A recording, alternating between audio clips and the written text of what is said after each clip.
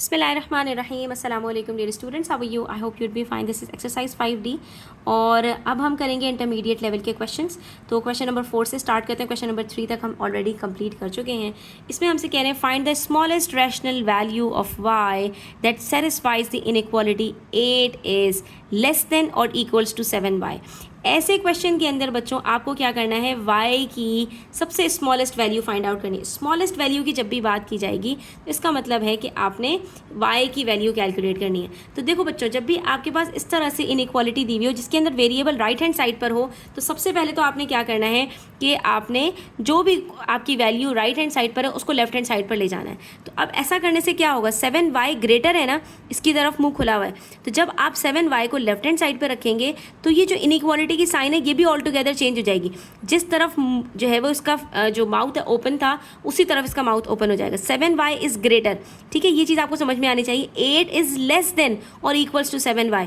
तो यहाँ पर अगर हम इसको चेंज करते हैं तो यहाँ पर भी यही होगा कि 7y इज ग्रेटर देन और equals to 8 and 8 is less than और इक्वल्स टू 7y। ठीक है, इस चीज़ का आपने ध्यान रखना है।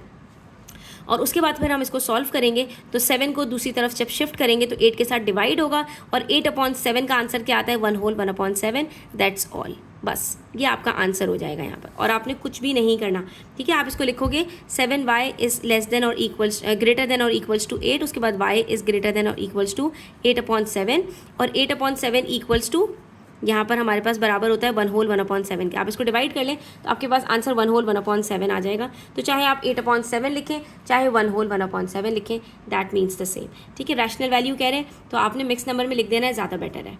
उसके बाद क्वेश्चन नंबर 5 में कह रहे हैं given that x satisfies the inequality. जब x सेटिस्फाइज की बात होगी तो अब हमने क्या करना है, अब हमने देखना है कि आगे हमसे क्या कह रहे हैं। 20x is greater then 33, find the smallest value of x। अब देखो वहाँ पर find the smallest rational value की बात की थी ना, ठीक है। और यहाँ पर हमसे कह रहे हैं find the smallest value of x if x is a prime number. Rational number के अंदर बच्चों हमने पढ़ा था कि उसमें फ्रैक्शंस भी आ जाते हैं, उसके अंदर होल नंबर्स भी आ जाते हैं, उसके अंदर डेसिमल्स भी आ जाते हैं, सारी चीज़ें आ जाती हैं, ठीक है। तो इसलिए 1/1/7 को हमें कन्वर्ट करने की ज़रूरत नहीं पड़ी, ठीक है। अगर वहाँ पर भी हमसे कहा जाता find the smallest whole number तो ये हमारा 1/7 आंसर नहीं होता। फिर हम क्या करते, फिर हमने क्या कहा था कि अगर ग्रेटर टू की बात हो रही है तो हमने +1 करना होगा, तो फिर हमारा answer y is equals to 2 आ जाता, ठीक है। अगर हमसे स्मॉलेस्ट होल नंबर की बात की जाती, क्योंकि 1/7 होल नंबर नहीं है और 1/7 से जस्ट बड़ा जो होल नंबर है वो हमारा स्मॉलेस्ट होल नंबर की कैटेगरी में आता, ठीक है। तो अगर यहाँ ग्रेटर टू की बात है तो हमने +1 करना है, ये हमने लास्ट वीडियो के अंदर भी इस चीज़ को सीखा था। अगर स्मॉलर टू की बात है तो फिर हमारे पास जो भी होल नंबर है वही हमारा आंसर होगा, उसके अंदर हमने प्लस माइनस नहीं करना, ठीक है। अब क्योंकि यहाँ पर कह रहे हैं if x is a prime number, prime number क्या होते हैं, वो फ्रैक्शंस नहीं हो सकते। तो हम सबसे पहले इसको सॉल्व करेंगे। जब हम इसको सॉल्व करेंगे तो देखिए हमारे पास क्या आंसर आता है, ठीक है। तो हम यहाँ पर इसको सॉल्व कर लेते हैं। 20x इज़ ग्रेटर देन 33, ठीक है, और उसके बाद x इज़ ग्रेटर देन 33/20। अब जब इसको हम डिवाइड करेंगे बच्चों तो हमारे पास आंसर 1 पॉइंट समथिंग आएगा। जब 1 पॉइंट समथिंग हमारे पास आंसर आएगा तो इसको अगर हम फ्रैक्शन में भी कर लें तो ये बनेगा 1/13/20। अब क्योंकि वहाँ पर हमारे पास जो साइन है वो ग्रेटर टू का साइन है, इसका मतलब है कि हमें इसके अंदर 1 होल में 1 प्लस करना पड़ेगा। तो हमारे पास आंसर क्या आ जाएगा, x इज़ इक्वल्स टू 2। अब हम ये चेक करेंगे कि जो हमारे पास होल नंबर में आंसर आ रहा है ये प्राइम नंबर है या नहीं। ये ऑलरेडी एक प्राइम नंबर है। यहाँ पर अगर हमारे पास 1 आंसर आता या 4 आंसर आता या 6 आंसर आता या कोई सा भी कॉम्पोजिट नंबर आंसर आता तो उसमें हमें स्टूडेंट्स इतना प्लस करना पड़ता कि वो हमारे पास नेक्स्ट प्राइम नंबर बन जाता। लेट से यहाँ पर मेरे पास आंसर आता 4, तो मुझे 4 मेरा आंसर नहीं हो सकता था क्योंकि यहाँ कंडीशन हमें दी हुई है कि if x is a prime number, तो हमने क्या करना पड़ता, 4 + 1 करना पड़ता और आंसर हमारा 5 होता, ठीक है। जो भी आंसर यहाँ पर आपका आएगा अगर वो प्राइम नंबर है तो वेल एंड गुड, वही आपका आंसर होगा। अगर वो प्राइम नंबर नहीं है तो उसके बाद वाला प्राइम नंबर आपने अपने आंसर में लिखना है, वरना आपका आंसर जो है वो रॉन्ग कंसिडर किया जाएगा। जितनी कंडीशंस क्वेश्चन में गिवन है वो सारी कंडीशंस मीट करना बहुत इंपॉर्टेंट है। क्वेश्चन नंबर 6 देखें, ठीक है। तो हमारे पास यहाँ पर क्या आंसर आ रहा है, find the greatest odd integer value of x। अब ये सारी चीज़ें हम बाद में देखेंगे, अभी हमसे कह रहे हैं that satisfies the inequality 3x is less then. देखो अभी ग्रेटर की बात की थी, अब स्मॉलर की बात कर रहे हैं, तो अब हम इसको सॉल्व करके देखो कैसे फाइंड आउट करेंगे। सबसे पहले हम इसको सॉल्व करते हैं। 3x is less than -105। जब हम इसको सॉल्व करेंगे बच्चों तो x की वैल्यू क्या आएगी? x is less than -105/3। 3 3s are 9 और 3 5s are 15। ये हमारे पास आंसर आ रहा है x is less than -95। x is less than -95। जब भी इस तरह की प्रॉब्लम हुआ करे ना, आपने क्या करना है, बीच में आपने -95 रखना है।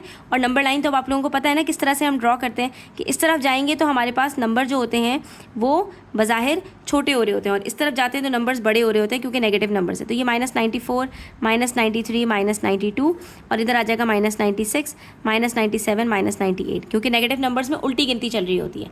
ठीक है, तो -95 से हमारे पास यहाँ पर क्या कह रहे हैं, x इज़ लेस देन का मतलब है कि -95 के लेफ्ट साइड पर जितने भी नंबर्स होंगे वो सारे आ जाएंगे। तो इसमें कौन से नंबर्स आएंगे? -96, 97, 98, 99, 100 एंड सो ऑन। ठीक है, तो x हमारे पास क्या होगा?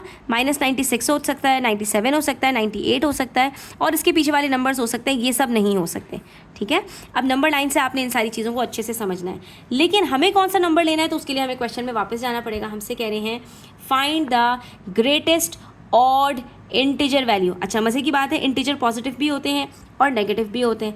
ठीक है, तो ये -96, -97, -98 ये सारे के सारे हमारे पास क्या हैं? ऑड इंटीजर्स हैं। ठीक है, ग्रेटेस्ट की बात कर रहे हैं तो इन सब में सबसे बड़ा इंटीजर कौन सा है? -95 से जो छोटा हो और इन सब में सबसे बड़ा हो तो -96 सबसे बड़ा है। क्यों? क्योंकि यहाँ पर हमारे पास कह रहे हैं x इज़ लेस देन -95। अगर यहाँ पर हमारे पास साइन ये वाला होता, ठीक है, तो हम -95 को ही अपना आंसर कंसिडर करते, क्योंकि हमारा जो आंसर है वो -95 से स्टार्ट हो रहा होता। लेकिन यहाँ पर हमसे कह रहे हैं x इज़ लेस देन -95। तो इस सिचुएशन में हमने क्या करना पड़ेगा कि -95 से जस्ट जो छोटा नंबर होगा वो हमने लेना होगा। और हमने क्या कहा था, जब भी ये वाली साइन हमारे पास आएगी तो जो भी हमारे पास होल नंबर होगा उसमें या तो वही सेम आंसर रहेगा और या उसमें हमें -1 करना पड़ेगा। ठीक है, अगर ग्रेटर की साइन होगी तो जो भी हमारे पास होल नंबर आया उसमें हमने +1 करना होगा। तो सारी कंडीशंस आपने मीट करनी है। अब x इज़ लेस देन -95 तो हमारा आंसर क्या होगा? -96। -96 क्यों होगा हमारा आंसर बच्चों? क्योंकि पहली बात कि x इज़ लेस देन -95, तो -95 से छोटा नंबर कौन सा है? -96, जहाँ से गिनती शुरू हो रही है -95 से छोटे नंबर्स की। ठीक है, पहला नंबर -96 है और सारे ऑड इंटीजर्स के अंदर यानी -95 से जितने नंबर्स छोटे हैं उन सब में सबसे बड़ा, ग्रेटेस्ट का मतलब है उन सब में जो सबसे बड़ा है वो -96 है। क्यों? क्योंकि जितना हम पीछे की तरफ जाते जाएंगे नंबर्स छोटे से छोटे होते चले जाएंगे। तो -95 से छोटा -96, उससे छोटा -97, उससे छोटा -98, लेकिन सब में सबसे छोटा सबसे बड़ा कौन सा है इन सब में? -96। तो ग्रेटेस्ट ऑड इंटीजर हमारे पास क्या होगा? -96 होगा और ये हमारा आंसर हो जाएगा। ठीक है, तो हम यहाँ पर क्या कहेंगे? x इक्वल्स टू -96, क्योंकि ये ग्रेटेस्ट ऑड इंटीजर है जो कि -95 से स्मॉलर है। ठीक है, इस इनइक्वालिटी को सेटिस्फाई कर रहा है। यहाँ पर हमसे क्या कहा था कि x की आपकी जो वैल्यू है वो -95 से कम है, वो -95 के बराबर नहीं है। ये इनइक्वालिटी का साइन हमें यही बता रहा होता है कि आपके पास जो नंबर्स स्टार्ट होंगे वो कहाँ से स्टार्ट होंगे।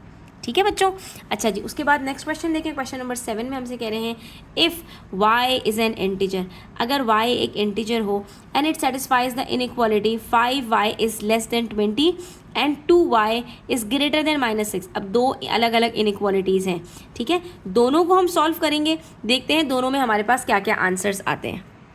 अच्छा बच्चों, यहाँ पर एक छोटी सी मिस्टेक की है, उस मिस्टेक को करेक्ट कर लो। ठीक है, डिवीजन के अंदर -105 को जब 3 से डिवाइड करते हैं तो आंसर -35 आता है और हमने पूरी कहानी 96 से बना दी।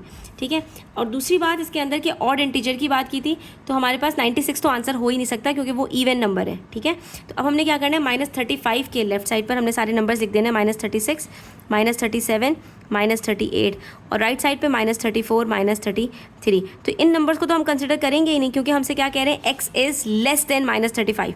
ये सारे नंबर्स हमारे पास हो सकते हैं जो कि -35 से लेस देन है। तो हम यहाँ पर क्या कहेंगे, x इज़ इक्वल्स टू, अब x इज़ इक्वल्स टू के लिए हमने फिर से वापस जाना होगा, find the greatest odd integer. तो ऑड इंटीजर इनमें से कौन सा नंबर है? इन सब में सबसे बड़ा कौन सा है? -36, लेकिन -36 ऑड नहीं है, इवन है। तो इनके अंदर -37 हमारे पास आंसर होगा। क्यों? क्योंकि -36 इवन है तो वो ऑड नहीं है। ठीक है, ग्रेटेस्ट तो है लेकिन ग्रेटेस्ट इवन नंबर, और हमसे कहा है ग्रेटेस्ट ऑड इंटीजर, तो ग्रेटेस्ट ऑड इंटीजर में -37 आंसर आएगा। एक्स का आंसर हमारा -37 होगा। ठीक है, कहानी सारी वही है, सिर्फ नंबर्स चेंज हैं। तो आप नंबर्स यहाँ पर अपने लिख लीजिए। और क्वेश्चन नंबर 5 के अंदर क्या था उसका भी सॉल्यूशन हम देख लेते हैं कि कहीं उसमें तो कोई मिस्टेक नहीं है। तो ये 20x इज़ ग्रेटर देन 33 था। अब ग्रेटर जब भी बात होगी ना तो होल नंबर से हमने ग्रेटर कर देना है। ठीक है, तो अब यहाँ पर x इज़ ग्रेटर देन 33/20। ठीक है, जब हम इसको चेंज करते हैं तो फ्रैक्शन से इम्प्रॉपर फ्रैक्शन से मिक्स नंबर में, तो हमारे पास आंसर आता है 1/13/20। अब हमसे क्या कहा है कि given that x satisfy the inequality, find the smallest value of x, smallest value. ठीक है, इसकी कम से कम वैल्यू क्या होगी if x is a prime number. तो हमने क्या करना है 1/13/20, ग्रेटर की बात हो रही है ना, x is greater than x 1 whole से ग्रेटर होगा, तो हमारे पास क्या आंसर आ सकता है x इज़ इक्वल्स टू 2। अब हमने चेक करना है कि हमसे कह रहे हैं x is a prime number, तो क्या 2 प्राइम नंबर है? जी हाँ, 2 प्राइम नंबर ऑलरेडी है, तो यही हमारा आंसर हो जाएगा। ठीक है, अच्छा जी, उसके बाद नेक्स्ट हमसे क्वेश्चन में कह रहे हैं if y is an integer and it satisfies the inequalities. अच्छा, तो अब हम यहाँ पर दोनों इनइक्वालिटीज़ को सॉल्व कर लेते हैं। 5y इज़ लेस देन 20, तो y is less than 20/5 which is 4। ठीक है, तो y is less than 4, y is less than 4 का मतलब है कि हमारे पास ये जो नंबर्स आएंगे ये 4 से पहले वाले नंबर्स होंगे। ठीक है, तो हम यहाँ पर कुछ नंबर्स बना देते हैं। तो अब 4 से पीछे जाना है हमने। लेस देन का मतलब है कि हमारे पास ये 4, 3, 2, 1, 0, -1, -2 ये नंबर्स आएंगे। ठीक है, और ये 4 इंक्लूडेड भी नहीं होगा क्योंकि यहाँ पर इज़ इक्वल्स टू का साइन भी नहीं है। तो हम ये सर्कल बना देते हैं यहाँ पर, लेकिन हम इसको जो है वो कलर नहीं करेंगे और इस डायरेक्शन में हमने जाना है। आगे हमसे दूसरी इनइक्वालिटी में कह रहे हैं 2y इज़ ग्रेटर देन और इक्वल्स टू -6। ठीक है, तो अब हम यहाँ पर देख लेते हैं कि y की वैल्यू क्या होगी।